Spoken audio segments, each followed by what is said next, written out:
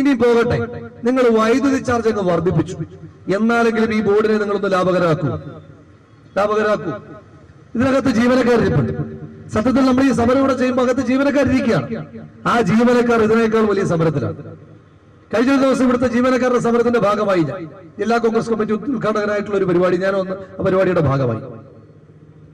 നമ്മൾ വിചാരിക്കും ഈ വൈദ്യുതി ചാർജിലൊക്കെ കൊള്ളയടി നടത്തിയിട്ട് ഇതിലെ ജീവനക്കാരെ അങ്ങ് അഭിവൃദ്ധിപ്പെടുത്തുകയാണ് ഇവിടുത്തെ ഗവൺമെന്റ്. എന്നല്ല, ജീവനക്കാർക്ക് 4 or 5 ശമ്പള പരിഷ്കരണ കുടിശ്ശിക വരുത്തിയിട്ട് DA അടക്കമുള്ള ആനുകൂല്യങ്ങൾ കൊടുക്കാത്ത സാഹചര്യം ജീവനക്കാർ നമ്മളെക്കാൾ വലിയ പ്രതിഷേധത്തിലാണ്. പക്ഷേ ദൗർഭാഗ്യവശാൽ മീറ്റർ റീഡിംഗ് എടുക്കാൻ വരുന്ന സാധാരണ ഉദ്യോഗസ്ഥനാണ് ഈ വൈദ്യുതി ചാർജ് വർധനവിന്റെ മുഴുവൻ പ്രാക്കും മുഴുവൻ ശാപവാക്കുകളും കേൾക്കേണ്ടി വരുന്നു എന്നുള്ളത് മറ്റൊരു ദുരവസ്ഥ. ഇനി പോട്ടെ, വൈദ്യുതി മേഖല മാത്രമാണ് ഇവർ തകർത്തത്. ഏതെങ്കിലും ഒരു മേഖല ഇവർ ലാഭകരാക്കിയിട്ടുണ്ട്? KSRTCയുടെ അവസ്ഥ എന്താ? KSRTC ജീവനക്കാർക്ക് കഴിഞ്ഞ ദിവസം ബഹുമാനായ ഗതാഗത വകുപ്പ് മന്ത്രി ഒന്ന് പറഞ്ഞു, സംസാരിച്ചു. ഞാൻ അദ്ദേഹം നമുക്ക് പാലക്കാട് ഒരുപാട് ആനുകൂല്യങ്ങൾ പ്രഖ്യാപിച്ചു. അദ്ദേഹത്തെ വ്യക്തിപരമായി അധിക്ഷേപിക്കുകയല്ല. അദ്ദേഹം പ്രഖ്യാപിക്കുകയാണ്, അടുത്ത മാസം തൊട്ട് 1-ാം തീയതി ശമ്പളം എത്തിക്കുന്ന പ്രവർത്തനം ഞങ്ങൾ നടത്തും. ഒന്ന് ആലോചിച്ച് നോക്കുന്ന ഒരു മന്ത്രിയുടെ ഗതികേട്. 1-ാം തീയതി ശമ്പളം എത്തിക്കുന്നത് പോലും ഒരു ക്രെഡിറ്റായി പറയേണ്ടി വരുന്ന അവസ്ഥയിലാണ് സംസ്ഥാന സർക്കാർ എന്ന് പറയുമ്പോ അവ ജീവനക്കാരെല്ലാം കൈയടിക്കുക. കാരണം അവരത്ര വലിയ ഗതികേടില്ല. ഇനി പോട്ടെ, നമ്മുടെ ബെവറേജസ് ഔട്ട്ലെറ്റ്,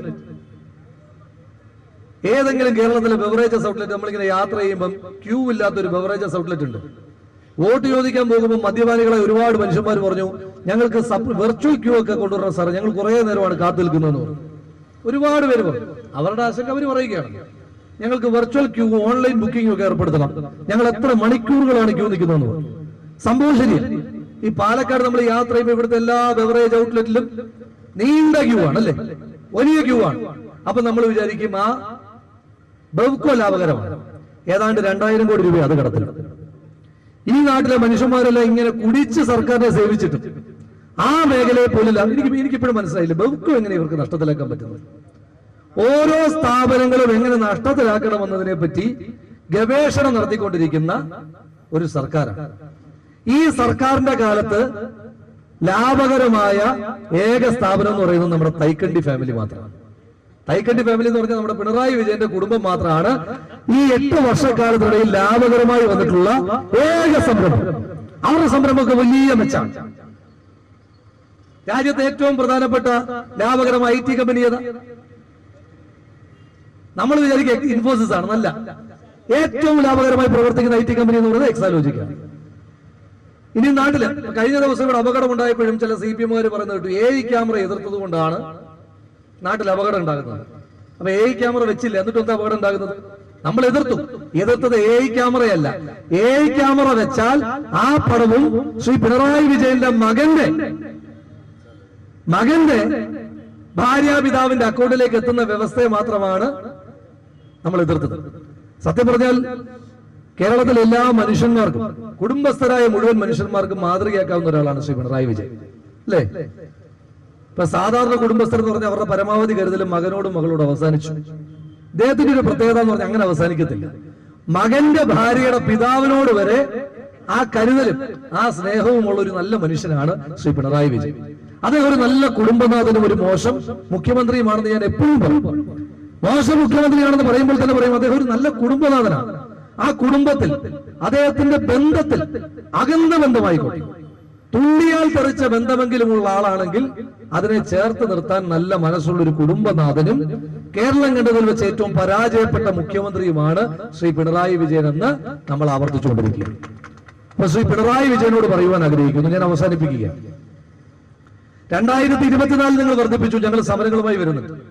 25 നിങ്ങൾ വർദ്ധിപ്പിച്ചു, ഞങ്ങൾ സമരങ്ങളുമായി വരുന്നുണ്ട്.